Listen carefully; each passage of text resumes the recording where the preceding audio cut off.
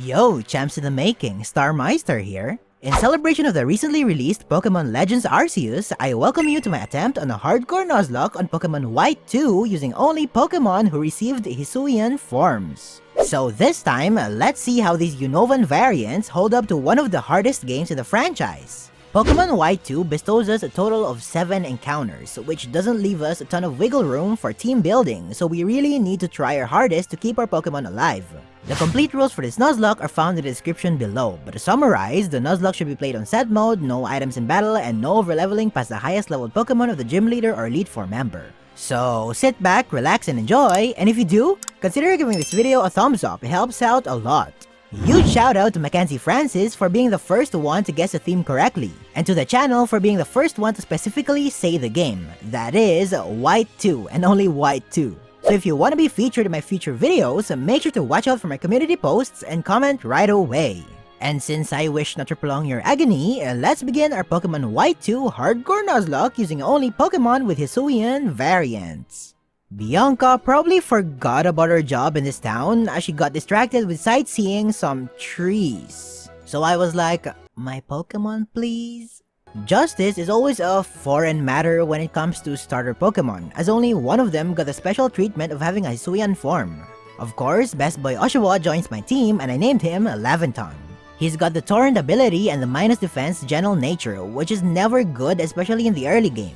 My childhood friend and rival, who I named Volo, was jealous that I got a Pokedex, so he begged Bianca to give him one. And she was like, who are you again? Our first battle with Volo was uneventful. Then we come across Alder, who after losing his champion title in the Pokemon League, decided to... No worries, the old man's fine. Anyways, we explored inside Flockacy Ranch and again defeated Volo. Next thing I know, I was already doing a scavenger hunt for some herdier? I don't really know what Team Plasma was doing here. After all those crazy early game shenanigans, Aspertia City finally hired its own gym leader who specializes in normal types. With only Laventon by my side, the battle was basically just spamming water gun. On the first turn, Patrat went for workup, which was scaring me a little bit. Next, we hit them with water gun, but Sharon just threw in the towel and went for another workup, so we managed to take down one Pokemon unscathed. Last was Lillipup. The main issue here is that they outspeed us, so a single crit means game over for us. First turn, they used workup, obviously, as water gun did about a third of their health.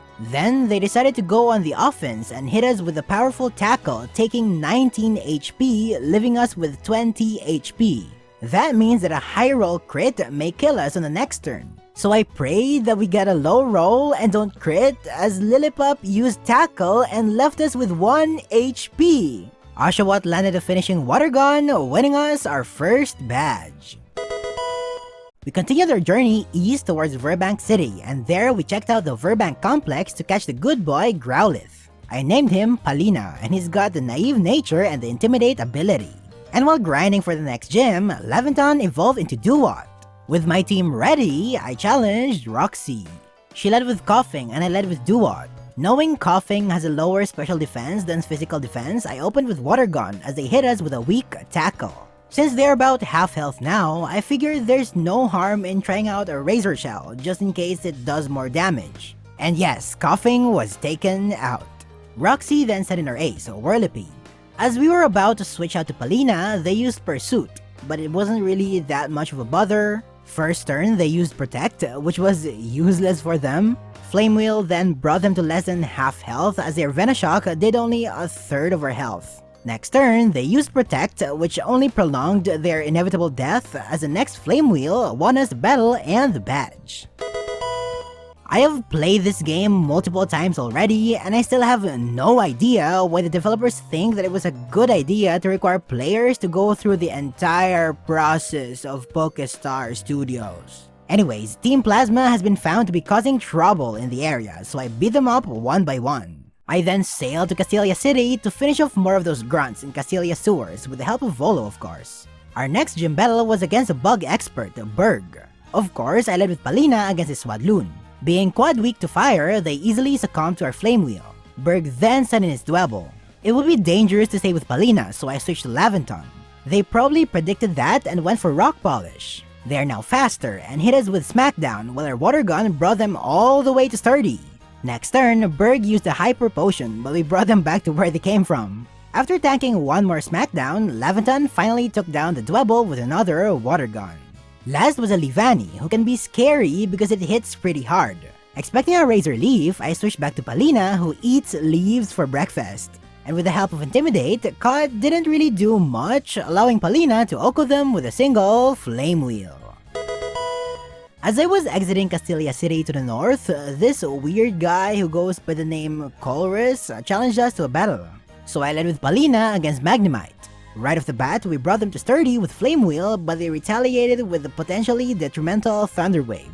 Colress tried to use a Super Potion, but we broke through Paralysis and even got the burn. Sturdy couldn't save them this time as the burn damage took down his Magnemite. Colress then set in his final Pokemon, Clink. Palina ate their Thunder Shock like it was nothing and broke through Paralysis to Oko the Clink. And since it's Monday, we're able to have access to our next encounter here on Route 4 in the form of Braviary. Laventon almost died while catching this thing, but good thing the Great Ball delivered its job and captured the Braviary who I named Sabby. He's got the quirky nature and the defiant ability. In the Joint Avenue, I was asked a bunch of stupid questions like, what's your favorite phrase? Dead. As soon as we arrived at Nimbasa City, we met Rosa and tag teamed with her against the Subway Bros. Oh, speaking of bros, join me and Luap in our official Pichu Bros Discord server. Nuzlocke stories, Anipok discussions, showdown tournaments, we've got everything covered. The link is in the description below. Moving on, we backtracked to Desert Resort where I picked up this hidden Firestone. This allowed me to evolve Palina into Arcanine as soon as he reached level 28 when he learned Flame Burst. And in Lost Lorn Forest, we caught our next encounter, a Petalil, who I named Arezu. She's got the lonely nature and the own tempo ability. I immediately evolved her into Lilligant just in time for her to learn Quiver Dance. After going on a date with some random girl, it was time to challenge Elisa. I led with Arezu against Emolga. I think I've said this before, but it was a huge mistake for them not to give Emolga Aerial Ace. Which means that Arezu was able to set up 3 Quiver Dances and Emolga dead, Zebstrika dead, Flaffy dead. After taking down another group of Plasma Grunts, we traveled west towards Driftvale City. There, Rude tested our battling skills, so we held nothing back and swept his entire team. This earned me his respect, provoking him to gift me our next encounter, Ents Zorua. He's got the hasty nature and the illusion ability. I wasted no time and evolved him into Zoroark, and soon it was time to bulldoze Clay. I sent in Arezu against his Crocroc. We used Sleep Powder to prevent them from using Torment, and thankfully it didn't miss. On the next turn, we used Quiver Dance, but they instantly woke up and hit us with Bulldoze. We put them back to sleep and managed to set up 2 more Quiver Dances before it woke up. But it was too late for Clay and his team, as Arezu was now an unstoppable force. So, Crocroc dead, Sandslash dead, Excadrill dead. Having earned the Quake badge proved that we were strong enough to participate in the PWT. But somehow, all of my opponents were under-leveled, so there was no way I'm losing this. We then snuck inside the Plasma Frigate where we continued to put away more of these grunts. And on my way towards Chargestone Cave, Charon gave me the HM for Surf. This allowed me to catch my next encounter, Basculin, who I named Iskon. She's got the bashful nature and the adaptability ability. While battling trainers in Chargestone Cave, Laventon finally evolved into Samurott. This cave was pretty annoying to traverse, but I really love the aesthetics of it. Professor Juniper and Skyla met us outside, so after ringing this bell, I didn't waste any more time and challenged Skyla. This was probably the battle that I was most proud of in this run so far. Skyla led with Swoobat as I sent in Iskon. Or is it? It's actually Zoroark disguised as Iskon, and easily Oko the Swoobat with Night Slash. Skyla's next Pokemon was Swanna. I actually was expecting her to send her Skarmory instead, but no worries. Predicting they're gonna use Air Slash, I switched to Palina in order to bait a Bubble Beam on the next turn. This allowed me to safely switch in to the real Iskan. Swanna's flying type was such a huge hindrance to my team, so I used Soak to make it a pure water type. With Swanna losing its stab for Air Slash, it's now safe to send in Arezu, who can take even a crit Air Slash. And losing its flying type meant that a Miracle Seed boosted Giga Drain was enough to Oko the Swanna. And finally was a Skarmory. I switched to Palina as they smartly used agility. They then hit us with Air Cutter as our Flame Burst brought them to Sturdy. Skyla tried to heal, but 2 more Flame Bursts were enough to hand us the victory. The trek towards our next gym was super long and exhausting. We had to ride a plane all the way to this desert place and traversed a molten cave leading to a beach, defeated Volo for the 3rd time, walked past a legendary, swept Zinzolin in a double battle, traversed an ancient bridge where I had to beat an old man with a 999 winning streak, walked past another legendary until we finally reached Opelucid City. Wow, that was one heck of a ride.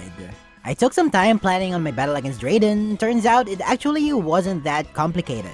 I led with Palina against Druddigon. First turn, we burned them with Will-O-Wisp, and coupled with Palina's Intimidate, Druddigon became virtually immutable. Next turn, I sent in Sabby. We set up 2 Hone Claws as leftovers just recovered most of the damage they dealt to us. Then, we used Tailwind, which will allow us to outspeed all of Drayden's remaining Pokemon. And with Stab Return, Druddigon, dead. Flygon, dead. Haxorus, dead. While getting some wise lecture from the old man, Team Plasma just decides to basically freeze the entire city. That's ridiculous! This means that we had to battle their acting leader, Zinzolin, who only has ice types with paper defenses. So with Palina on my side, Cryogonal 1, dead. Cryogonal 2, dead. Weavile, dead. The boys then had a meeting about our next plans on taking down Team Plasma. So I was sent on a mission to Humilao City, but first we have to enjoy this amazing scenery given to us by the Marine Tube. There was only one thing to do in Humilao City, that is, take our 8th and final gym badge from Marlon. I sent in MVP Arezu against Caracosta. On the first turn, I instantly used Giga Drain on them, which proc their Sturdy as I used a Shell Smash. When Marlon healed, we just brought them back to 1 HP with another Giga Drain. And the final Giga Drain was enough to take down the Caracosta. Wailord may look bulky, but it actually has paper defenses, so a single Giga Drain was all that's needed. Last was Jellicent.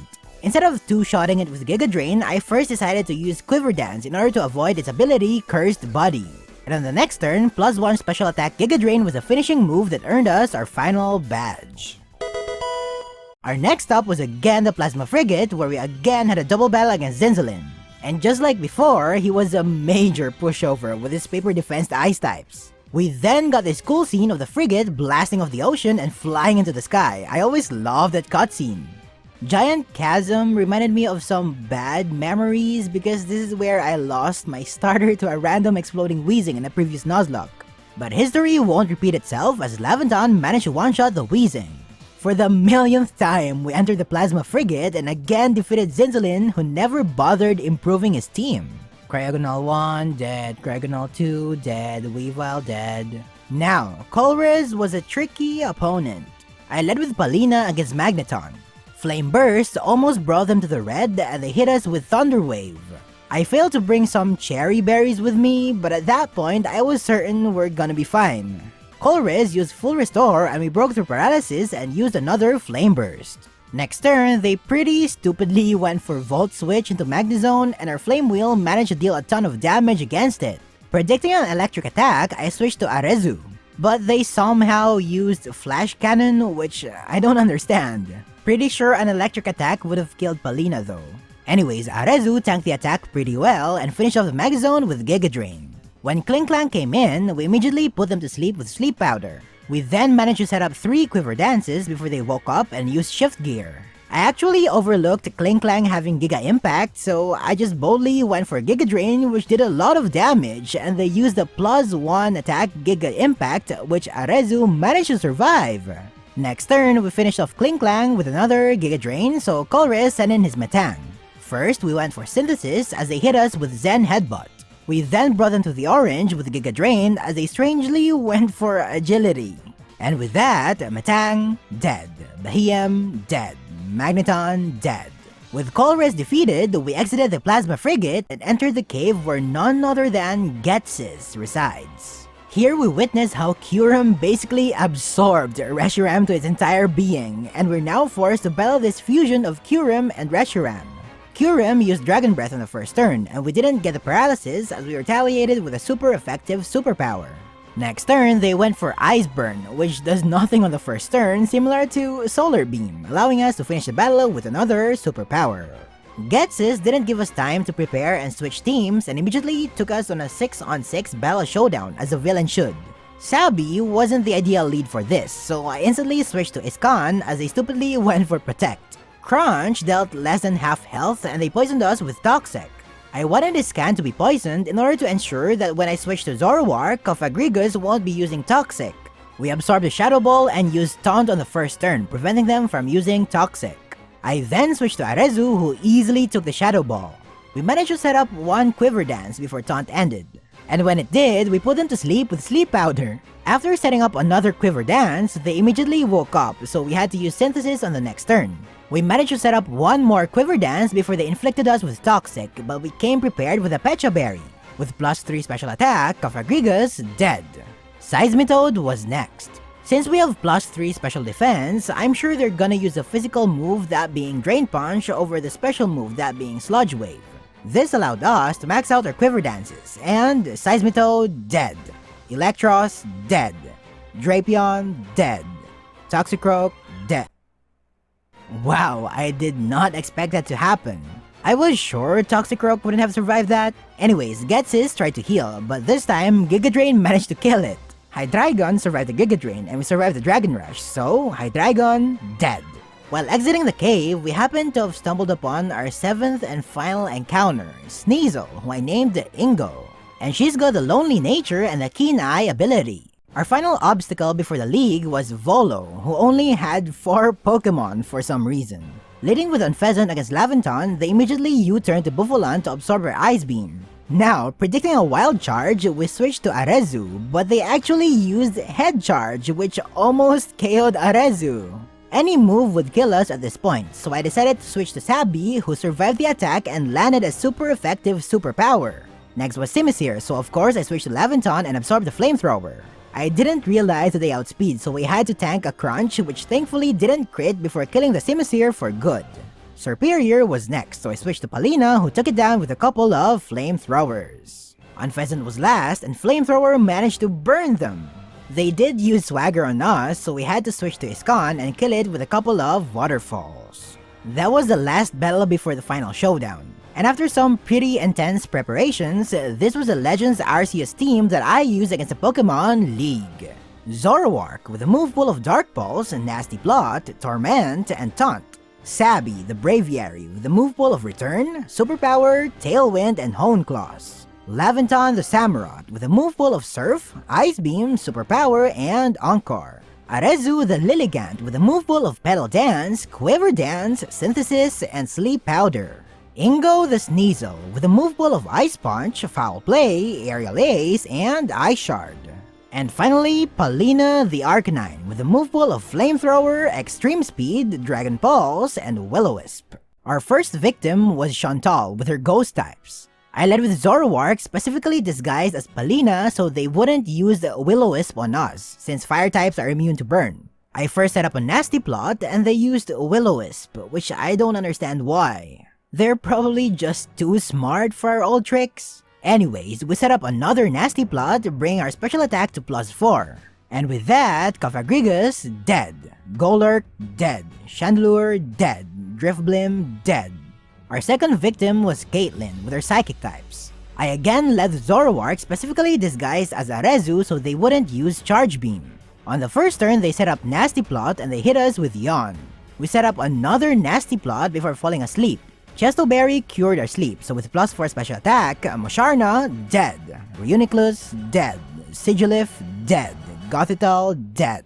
Our third victim was Grimsly with his Dark types. I led with Sabi versus Lipard. They faked us out on the first turn, causing us to flinch. Afterwards, they seduced my precious Sabi with Attract, and being the simp that he is, Sabi fell in love 3 times in a row. This was supposed to be a sweep, so I had no other choice but to switch to Laventon. They tried using Attract on Laventon, but this guy has a great amount of self-control as he OHKO'd Superpower this annoying Lipard. Crocodile was next, and forgetting that we get outsped by them, I clicked on Surf. Good thing they didn't crit us, so we managed to OHKO the Crocodile with a single Surf. Third was a Scrafty, who was more on the bulkier side. I tried switching to Palina to get off the Intimidate and absorbed a pretty pathetic, super effective Rock Tomb. Despite the speed drop, we still outsped, so we landed a flamethrower which did more than half of their health. They fought back with Crunch, which got the defense drop, but our next flamethrower brought Grimsley to his final Pokemon, Bisharp. Because of the defense and speed drop, staying with Palina was risky, so I pivoted to Arezu who survived a Night Slash, which in hindsight wasn't the best idea. Afterwards, I switched to Palina for the upcoming Aerial Ace. Since we're now faster, I clicked on Flamethrower and one-shot the Bisharp. That's 3 Elite Four down, 1 more to go. Marshall, despite having a pure monotype team, has always been the most difficult one to face in the Elite Four. Like, I literally spent more time planning for Marshall than for Iris. There was no way we could beat this battle perfectly. There were a number of times when we had to risk critical hits and misses. So I led with Sabby against Thraw. Type boosting gems are probably one of my favorite things introduced in Generation 5. I never understood why they took them away in Generation 6. That being said, we did quick work of the Throw with our Flying Gem boosted Fly. That's 1 Pokemon down, but next he sent in Conkeldurr, which wasn't what I expected. I cannot risk on staying with Sabby right now because it's gonna be important for the Iris battle, so I instead switched to Palina to get off the Intimidate. They smartly predicted the switch and went for Bulk Up. This time I tried going for Will-O-Wisp, but we missed, which allowed them to go for another Bulk Up. The next Will-O-Wisp managed to hit just in time for when they decided to use Stone Edge. But despite the burn and Intimidate, their Bulk Up investments were still enough to OHKO our best boy Palina. So next I sent back Sabby. I tried buying a burn turn and went for Fly. Thankfully we didn't miss and the damage inflicted by burn was enough for us to one-shot the Conkeldurr. Third was a Sock, which annoyingly has Sturdy. We used Fly and brought them to Sturdy range as we tanked a hit from Payback. Even if I knew they were going to heal the next turn, I still went for Fly, whereas Superpower would have been the better choice. We again brought them to Sturdy and tanked a Payback. And on the final turn, we finished him off with Superpower. Last was a super fast and super strong Mienshao. This thing is definitely gonna use High Jump Kick, and none of my Pokemon can take 2 hits from this, so the safest play was to sacrifice one of them. At this point, I no longer have any use for Zoroark, so I sent him to die. If only you were Hisuian, you would have easily absorbed that High Jump Kick. But anyways, Laventon was always my go-to Pokemon in times of trouble. We tanked a non-critical hit High Jump Kick, and with the help of Water Gem, we were able to finish off the Mienshao with a single Surf. With only 4 Pokemon left, I knew that the champion fight was never gonna be easy. Right off the bat, we're faced with a huge threat, Hydreigon. First, we had to tank a Dragon Pulse, which surprisingly did less than I expected. Then, we instantly OHKO'd them with a Fighting Gem boosted Superpower. Next, Iris sent in her Lapras. At this point, Sabby was no longer useful, so I called for the last Superpower, bringing them to below half health as they finished us with Ice Beam. To avenge her fallen comrade, Arezu went in and Petal Danced a Lapras, killing it in the process. Iris' third Pokemon was Druddigon, and we can't really touch this thing. But on the first turn, we managed to land a critical hit Petal Dance, which did a ton of damage. We managed to survive their super effective Flamethrower and finish them off with the next Petal Dance. Iris then sent in her ace, Haxorus. We did manage to chip off some damage with Petal Dance, but their Duo Chop was too much for Arezu. This caused me to send in my second to the last Pokemon, Ingo. Carrying an Ice Gem, we ensured that we killed the Haxorus on the first turn, and Iris was also down to our final 2 Pokemon. Archeops was next, and he didn't stand a chance to our Ice Punch either, causing Iris to send out her final Pokemon, Aggron.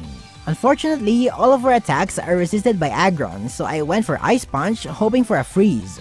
But of course we didn't get that, so they went for Autotomize, which was a little scary for us. He again did pathetic damage with Ice Punch as they again went for Autotomize. On the next turn, they outsped us with Rock Slide, and Ingo managed to survive the attack. But we flinched! Which means that the next Double Edge brought this battle down to the fiery finish, Aggron vs Laventon. The most dreadful thing that could happen is for Rock Slide to flinch us multiple times, so I was hoping and praying that that doesn't happen. And Iris just used Double Edge, allowing our Mystic Water boosted Surf to one-shot the Aggron. And with that, we finally beat Pokemon Black 2 using a team of Pokemon that received the Hisuian forms in Legends Arceus. I wouldn't say that the run was that easy because there definitely were some fights that required us to rely on us not getting crit. The Pokemon League especially was exciting for me. Marshall was a monster, and Iris bringing us down to our final Pokemon was a nail-biting finish. Overall, I truly enjoyed playing this Nuzlocke. I love that I was able to create a pretty diverse team despite only having 7 encounters. Comment down below which Nuzlocke run you want me to do next. If you enjoyed this video, click on the like button and don't forget to subscribe and hit the notification bell for more fun content. Also, follow me on Twitter at Starmeistr and join our Pichu Bros Discord server. With everything said and done, enjoy your time hammering away Pokemon champions and become the most powerful trainer in the world! Thanks for watching and gotta catch ya later!